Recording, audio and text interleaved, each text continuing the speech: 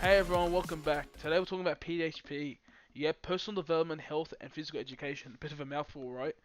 So why is PHP such a big deal in the KC's curriculum? Well, it's just not about running laps in the sun until you regret wearing black socks. According to the syllabus, it's actually about giving kids the knowledge and skills to live healthy, safe, and active lives. That's actually from the PHP curriculum itself. That means learning resilience, empathy, how to work with others, and yes, how to throw a ball without taking your best friend's nose off. Here's the cool part. PHP doesn't live in a bubble. It links with other subjects all the time. Take literacy for example. Students read and interpret health messages, write about strategies for well-being, and chat through group activities.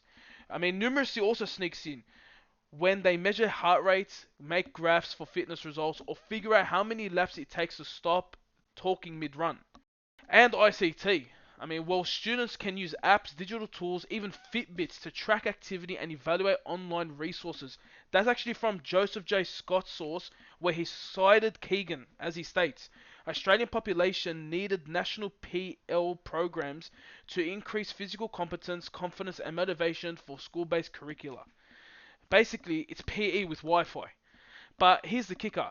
PHP isn't just about being fit.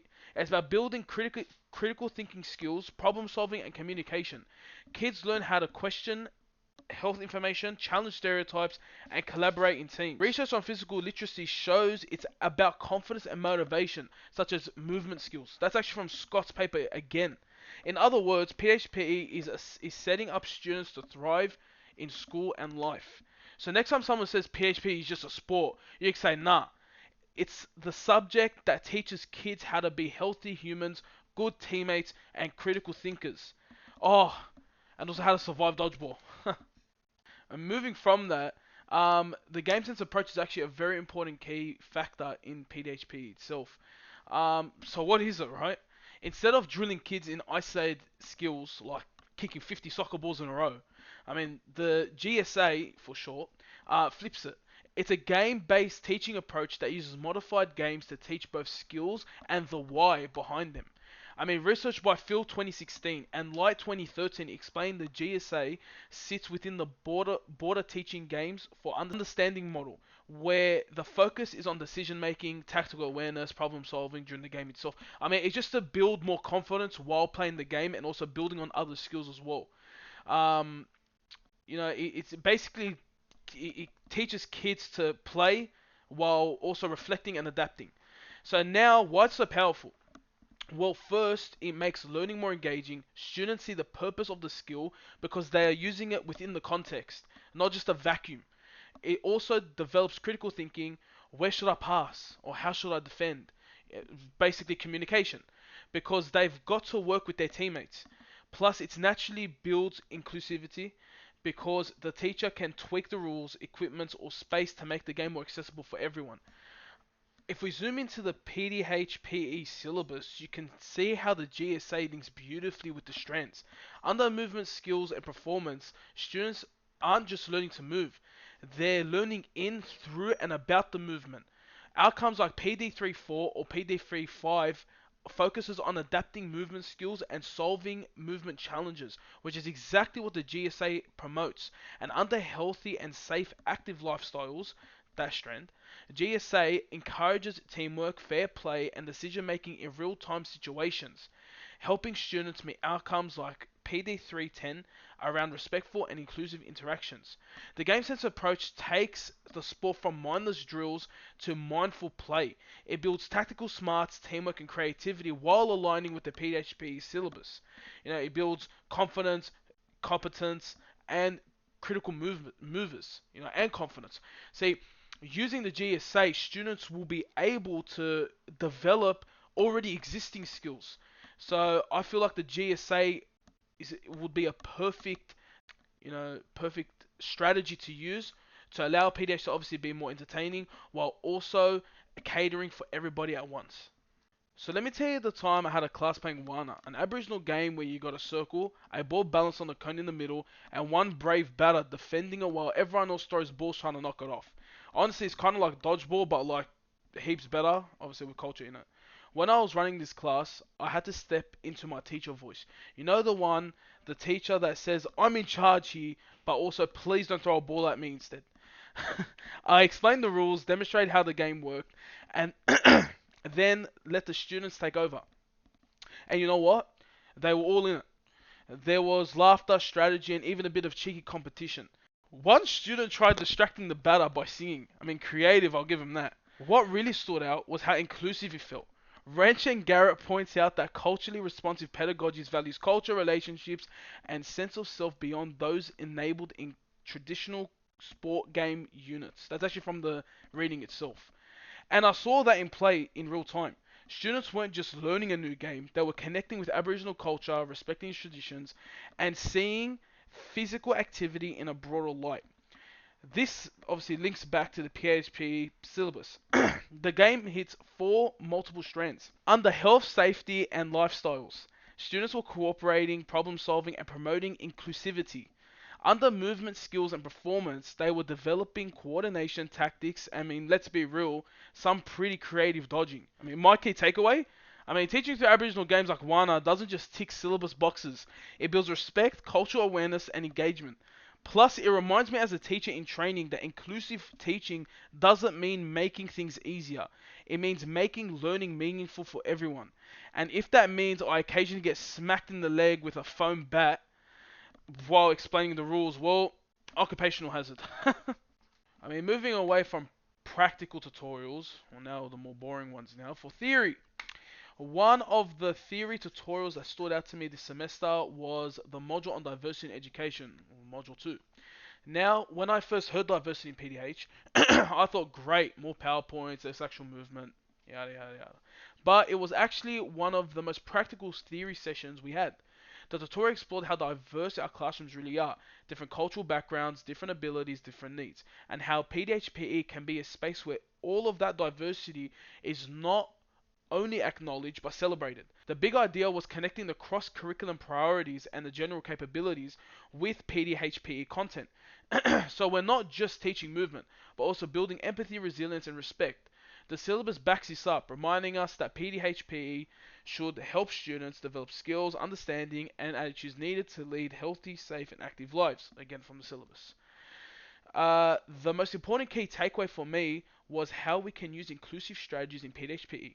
For example, adapting activities for students with physical disabilities, using culturally responsive resources, or providing multiple entry points so students at different skill levels all feel successful. This linked beautifully to what Jefferson said in his paper Teaching Fundamental Movement. As he said, I quote, it is vital that FMS are learned in enjoyable ways within the primary physical education context, because this could potentially have an effect on a child's uptake of physical activity beyond the school context. That hit me personally. If students do not find PDH fun and accessible, now they may switch off from being active for life. I mean, no pressure, right? I mean, it's big. From a professional development perspective, the tutorial gave me tools to be more intentional within my planning. It made me realize that inclusivity does not mean lowering expectations. It means finding creative ways to bring every student into the learning. So whether it is a student with English as an additional language or someone who's just not confident with their movement skills, I now feel more prepared to scaffold and differentiate. Going forward, when I plan PDHPE lessons, I'll ask myself, how does this activity connect to the CCPs and the GCs? Am I just teaching a skill, or am I also building respect, problem solving, and communication? And maybe most importantly, will the students actually enjoy it?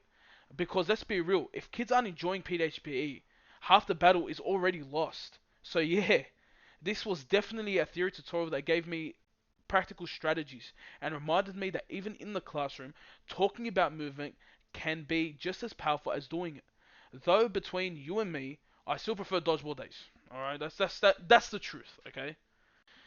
One of the most eye-opening tutorials this semester was Module 6, which was all about the curriculum, lesson planning, and assessment in PDHP.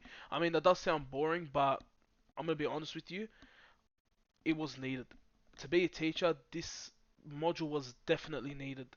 I mean, when I first heard the words curriculum planning, I thought, great, another 3 hours of staring at outcomes like they're a foreign language. But the tutorial actually gave me practical tools for building lessons that don't just fill time, but actually mean something for students as well. The big focus was selecting and evaluating resources and making sure our teaching and assessment practices are evidence based. That means not just throwing in random games because it's fun, but asking, how does this align with the syllabus? PDHPE syllabus reminds us that students need to develop the skills, understanding, and attitudes needed to lead a healthy, safe, and active life. I love that quote. I've used it like 4 times already, man. I love that straight from the syllabus. I mean, so if my lesson isn't hitting that, back to the drawing board. I mean, it's needed. We also dug into project-based learning as a model for curriculum design. I really liked how project-based learning shifts the focus away from memorizing facts and towards solving real-world problems. As Simmons, Lane, and Irwin 2021 explain, project-based learning emphasizes social constructivism, which prioritizes the collaborative processes of learning where learners interact and gain appreciation for differences within the group. That's actually quoted from the article itself. That it insinuates that planning, isn't just about activity. It's about making space for different voices, abilities, and backgrounds in every sessions. I mean, again, my key takeaway was, good PDH planning blends syllabus outcomes with inclusive practice. I mean, it intertwines well. It's not enough to assess who run the fastest lap. I need to assess collaboration, problem solving, and critical thinking. I mean, that's the core, this is the fundamental aspects of PHP as a whole, especially through the viewpoint of a student. I mean, you know, going forward in the tutorial, this tutorial will shape the way I design units. I'll be asking how can I build inquiry, reflection, and authentic assessment into each lesson. Now back to the practical side of things. I mean, I really do enjoy the practical side of PHP. I mean, one of the most engaging practical tutorials this semester was when we looked at direct instruction in teaching specialized movement, and I ended up running an AFL activity. I set up a kicking game where the aim was to score through the post, but to make it fairer and more fun for everyone, through the help of other peers, we end up actually changing the rules so that all posts, I mean, including the opposing teams, was considered a goal. So it, allowed people that don't really have good kicking skills to, kick it straight through. Suddenly, my peers who weren't confident with AFL had a way to experience success, and it leveled the playing field. As a teacher, I had to explain the new rules clearly, demonstrate the skills, and keep the energy up, which was honestly just as much of a workout as me kicking the ball through. I mean, what I learned is that even small modifications can transform how inclusive and engaging the game feels. This links this links directly to the movement skills and performance strand of the syllabus, where students are expected to adapt movement skills in a variety of contexts to enhance performance. That's directly from the syllabus. The article by Smee highlighted that competition and skill mastery were dominant themes in early primary PE, after disadvantaging those with less experience. That clicked with me because I could see how traditional AFL rules may leave some classmates behind, whereas the rules selected by the class, tweaked the game and made it more encouraging, and included collaboration and less exclusion. Again, my key takeaway was inclusivity. I mean, inclusivity doesn't always mean reinventing the game. It can be as simple as bending the rules to make everyone feel involved. That's going to shape my future as a teacher, making sure every student, no matter their skill level or background, gets to feel a part of the action, and not just sticking to the sidelines watching the sporty kids dominate. This semester has really changed the way I see PHP. I've learned that it's not just about running laps or throwing balls, it's about planning lessons that are inclusive, culturally responsive, and genuinely fun. The learning activities connected perfectly to the theory, especially when we trial different pedagogies and then unpack the syllabus to see the bigger purpose. For me, the biggest shift is confidence. At the start, I was nervous about teaching PHP, but now I feel ready because I know it's not just about being the fittest or the fastest, it's about making sure every student has a way in. So going forward, my teaching will focus on inclusion, creativity, and linking back to the outcomes. And if all else fails, I'll just rinse and repeat what the syllabus says students should. Develop the skills, understanding, and attitudes needed to lead healthy and safe active lives. Honestly, I've said this so many times this semester, especially in this podcast, that I'll probably get it put on a t-shirt or something. Thank you so much. I really appreciate it, and see you in the next one. Take care.